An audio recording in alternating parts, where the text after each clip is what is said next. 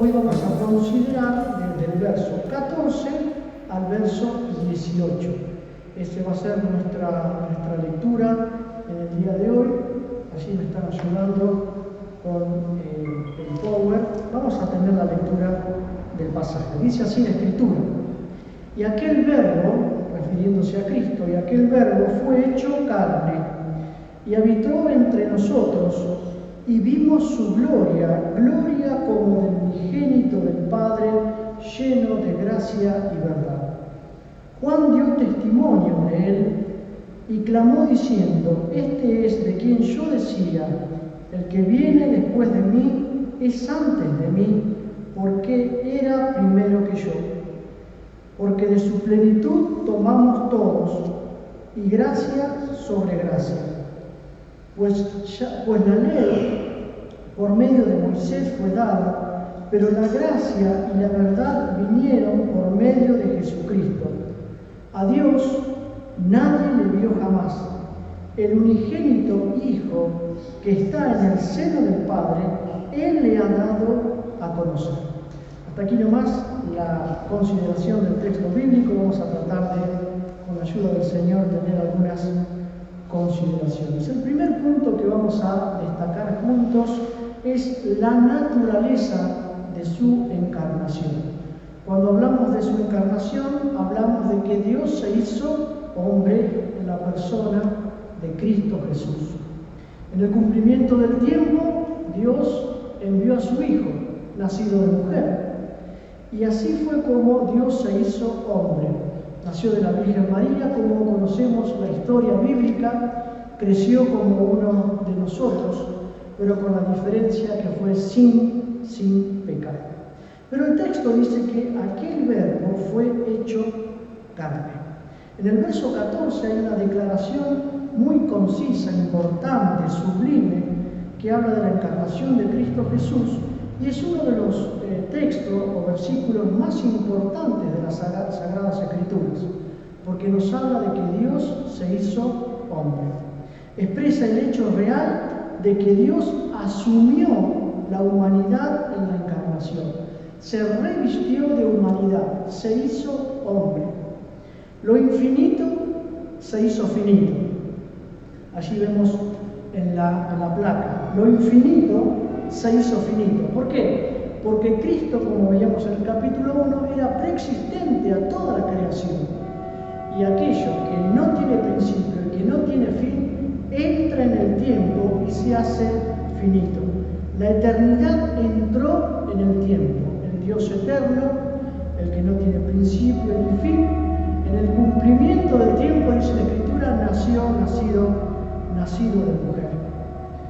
Nació como uno de nosotros. Lo invisible se hizo visible. Dice la Escritura que a Dios nadie le vio jamás, y antes de su encarnación Cristo era invisible, espíritu, juntamente con el Padre y con el Espíritu Santo. La Trinidad habitaba, eran coiguales, coexistían y estaban en la eternidad. Y lo invisible se hizo visible en la persona de Jesucristo. Ahí Colosenses capítulo 1, verso 15 dice que Cristo es la imagen del Dios invisible, la impronta, vino a reproducir el carácter, la persona del Dios invisible. Y el Creador también entra en la creación. ¿Por qué? Porque obviamente cuando vamos al libro de Génesis encontramos allí, en el texto primero, en el principio era, ayúdenme, Génesis 1:1, en el principio creó Dios los cielos y la tierra. Y ahí la palabra ese Dios es una palabra plural que habla de varias personas que están actuando en el inicio creacional de todo lo existente. Cuando vamos también un poquito más adelante, cuando Dios hace al hombre, dice hagamos al hombre, normalmente plural. Cuando vamos a la Torre de Babel, que Dios confunde a las personas allí, dice descendamos en plural, ¿no? Habla de varias personas que están unidas en plena conformidad para una acción, tanto creativa como en diferentes formas, como lo vemos en la palabra. El Creador entra en la creación. Esto es realmente un misterio, es algo realmente sublime que no vamos a lograr entender en su totalidad. Solemos cantar en un himno: glorias magníficas Él dejó para salvarme o para buscarme a mí. Solo su incomparable amor le hizo venir aquí.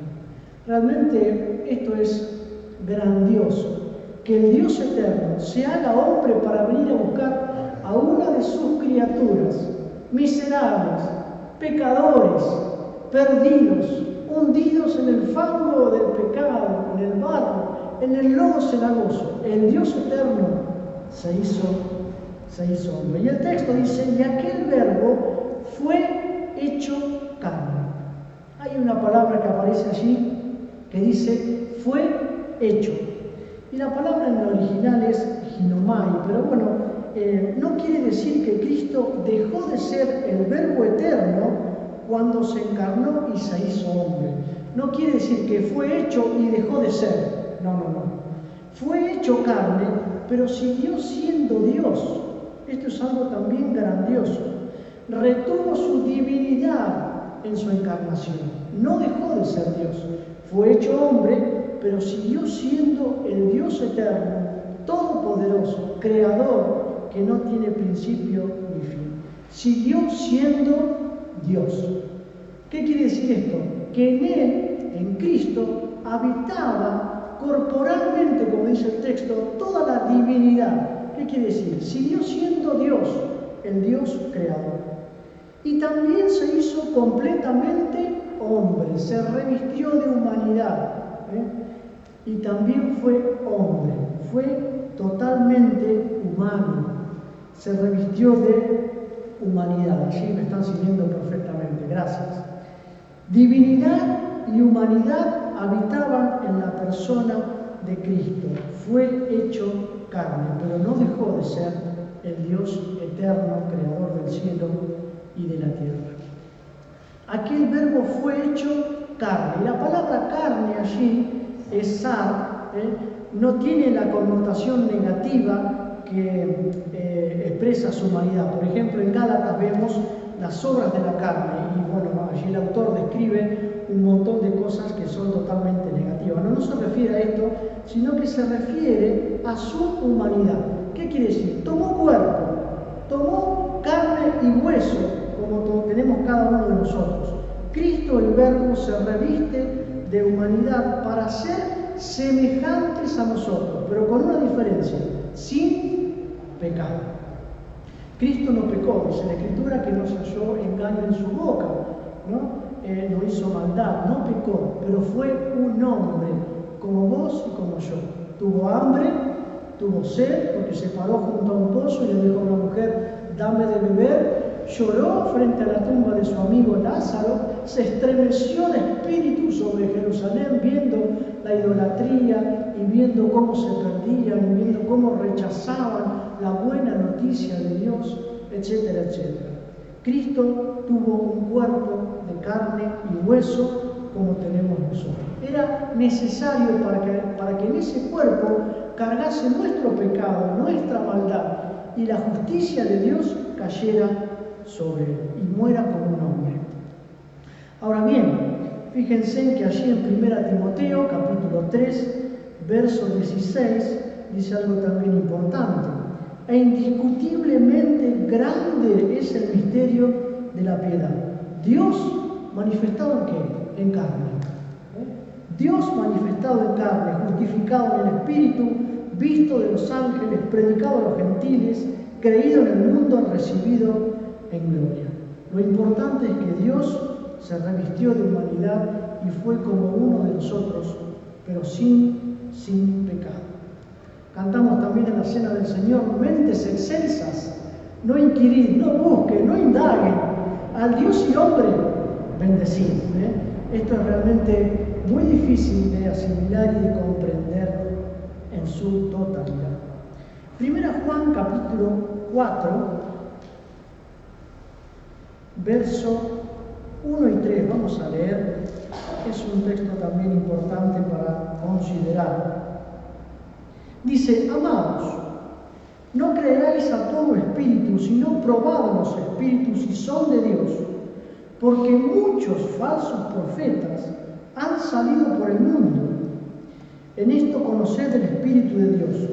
Todo espíritu que confiesa que Jesucristo ha venido en carne es de Dios. Y todo espíritu que no confiesa que Jesucristo ha venido en carne no es de Dios. Y este es el espíritu del anticristo. Fíjense en qué seriedad que tiene esta base fundamental teológica de creer que Cristo vino en carne para salvar al hombre pecador. El Verbo fue hecho carne. Y dice el texto que habitó entre nosotros. ¿Qué es esto que habitó entre nosotros? Bueno, la palabra ahí es skenó, no sé si pronuncio bien, pero bueno, la idea es que hizo tabernáculo, puso su tienda, vivió como entre nosotros en una tienda, puso su tabernáculo, su tienda entre nosotros. Filipenses capítulo 2, fíjense en lo que dice Filipenses capítulo 2, verso 7, dice: sino que se despojó a sí mismo, tomando la forma de siervo, hecho semejante a los hombres. Fíjense, ¿no? Tomó forma de siervo, siendo semejante a los hombres. Fíjense lo que dice Hebreos capítulo 2, verso 14.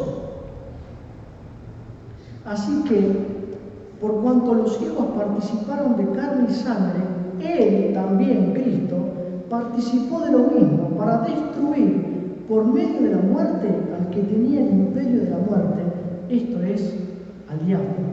Y Hebreos capítulo 2, verso 17 dice: por lo cual debía ser en todo semejante a sus hermanos, para venir a ser misericordioso y fiel sumo sacerdote en lo que a Dios se refiere, para expiar los pecados del pueblo. Tomó forma de siervo, fue semejante a los hombres, participó de carne y sangre, fue semejante a sus hermanos, habitó entre nosotros. No podemos negar bajo ningún concepto que Cristo estuvo aquí en la tierra haciendo bienes y fue un hombre real. Dice el texto que vimos su gloria. Esto nos lleva directamente a un momento específico con Pedro, Jacobo y Juan en el monte de la transfiguración. Esto está en Mateo capítulo 17:2, cuando lo llevó a un monte y comenzó a transfigurarse, ¿no? Su aspecto comenzó a cambiar, su rostro comenzó a brillar con todo esplendor y aparecieron allí algunos personajes del Antiguo Testamento y bueno, los discípulos dijeron: bueno, hagamos 3 enramados aquí y quedémonos en este lugar. Fue un momento realmente sobrenatural. Cristo mostró parte de su gloria natural, de su poder, de su deidad.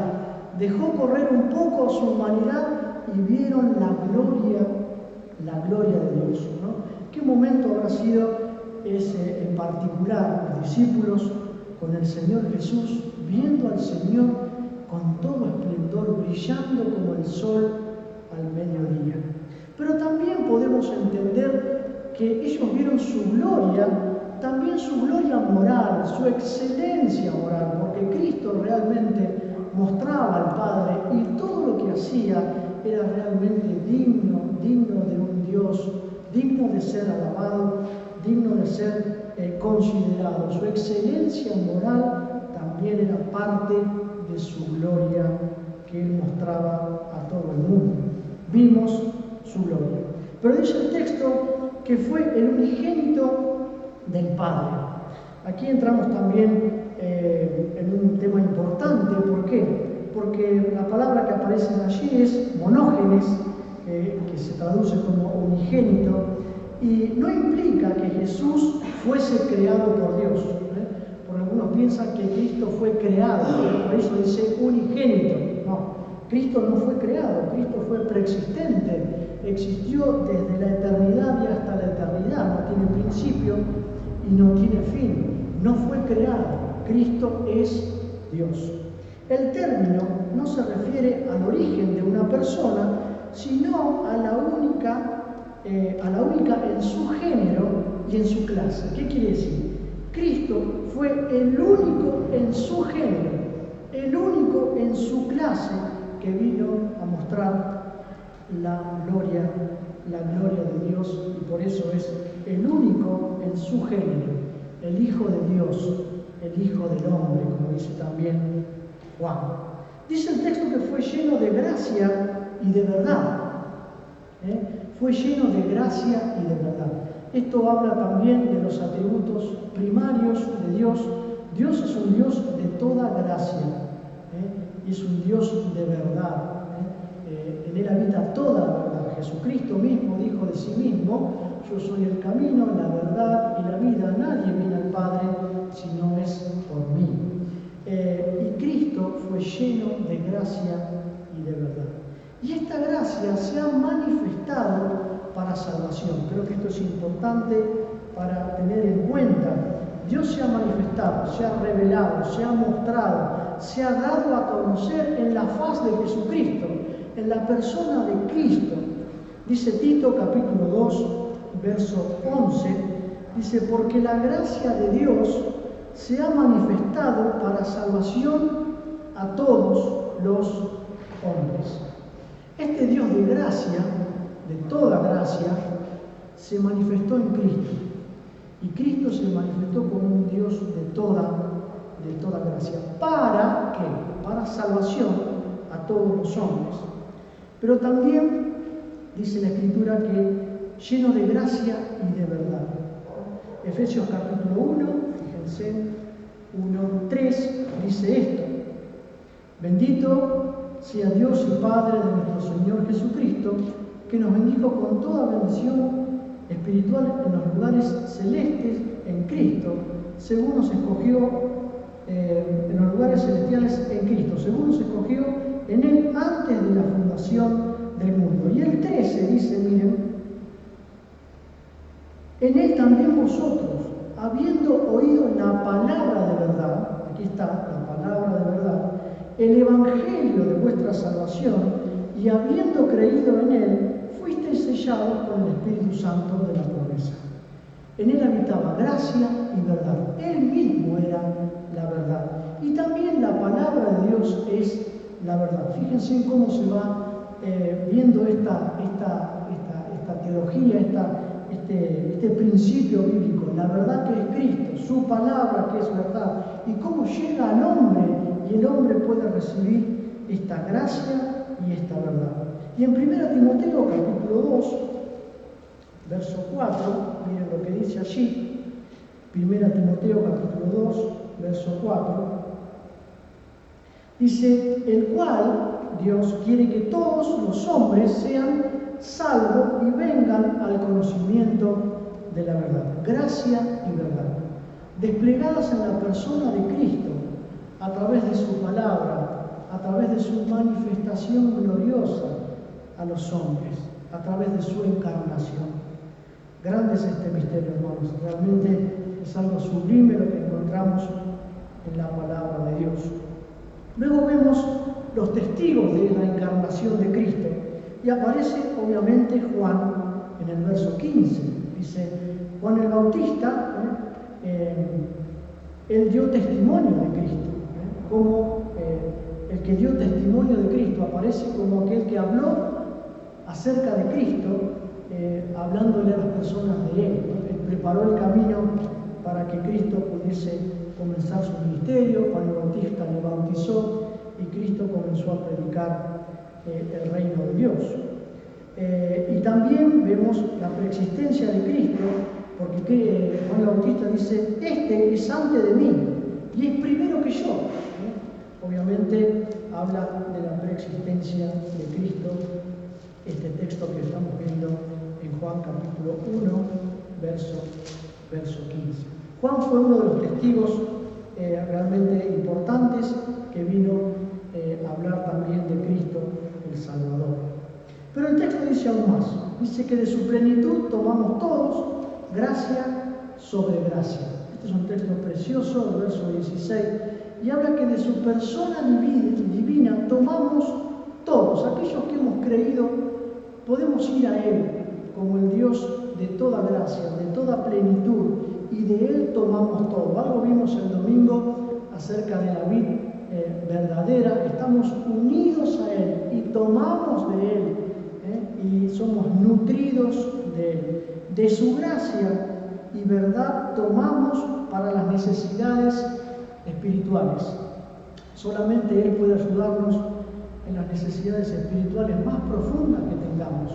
Él es la fuente, Él es el dador de todo don perfecto. De Él tomamos gracia sobre gracia, regalo sobre regalo podemos recibir de Él.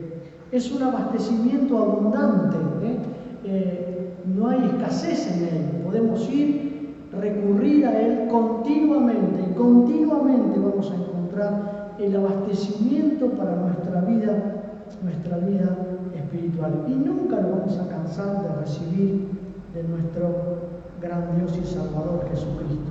Es la fuente inagotable e ilimitada que tenemos para cada uno de nosotros. Cristo, de su plenitud tomamos todo, gracia sobre gracia. Pero luego encontramos allí, avanzando rápidamente, la gracia que triunfa sobre la ley, ¿no? Porque en el verso 17 y 18 dice, pues la ley por medio de Moisés fue dada. Sabemos que la ley fue dada por Moisés, Dios le habló a Moisés el decálogo, la ley fue dada para denunciar que el hombre era pecador. La ley no salva a nadie, hermanos. Allí dice el copete de este párrafo. La ley no salva a nadie, tan solo hace convicto o reo de muerte, nos condena al castigo, de modo que la ley revela la necesidad que tienen los pecadores de la gracia y la verdad. Como dice la Escritura, es el ayo que nos lleva a Cristo. La ley nos denuncia, nos delata frente a un Dios santo, santo y santo, y solamente debemos entender la necesidad de ir a Cristo como pecadores para recibir gracia y verdad. La gracia triunfa sobre la ley. La ley fue dada por Moisés, pero ¿saben qué? La gracia y la verdad vinieron por medio de Jesucristo nuestro Señor. El Dios de toda gracia, el Dios de toda verdad, está dispuesto para todos los hombres y para nosotros también. En Cristo se halla la gracia y la verdad de Dios en su máxima expresión. No hay muestra más grande de gracia y verdad fuera de Cristo. Cristo es la muestra más grande, más acabada, más sublime, máxima, del máximo calibre. No hay muestra más grande de gracia y verdad fuera de Cristo, nuestro Señor. Dice el texto, a Dios nadie le dio jamás el unigénito Hijo, Él le ha dado a conocer. Dios reveló por Jesucristo su persona. Así le plació a Dios que en la persona de Cristo pudiésemos conocer el carácter y la personalidad de Dios, el Dios eterno. Dios se dio a conocer por Jesucristo. Dios se dio a conocer por Jesucristo. Cristo se hizo visible con claridad, reflejando la imagen y el carácter del Dios invisible. Esto lo vemos y lo vimos en Colosenses capítulo 1, verso 15. Terminamos nuestra meditación, pero con una conclusión final. ¿De qué vale ver todas estas cosas que son un poco teológicas y quizás un poco pesadas de ver, ¿no? Pero esto nos debe llevar a una gratitud. Esto nos debe llevar a dar gloria a Dios. Y yo puse allí como conclusión final, dar gloria a Dios por Jesucristo, aquel que se encarnó para efectuar el plan de salvación y revelar a Dios el Padre. Demos gloria a nuestro Señor, porque al vernos en nuestra necesidad, en nuestra pobreza, envió a Cristo para venir a buscarnos y para venir a salvarnos, haciéndose hombre, haciéndose obediente hasta la muerte y muerte de cruz. Que el Señor nos bendiga.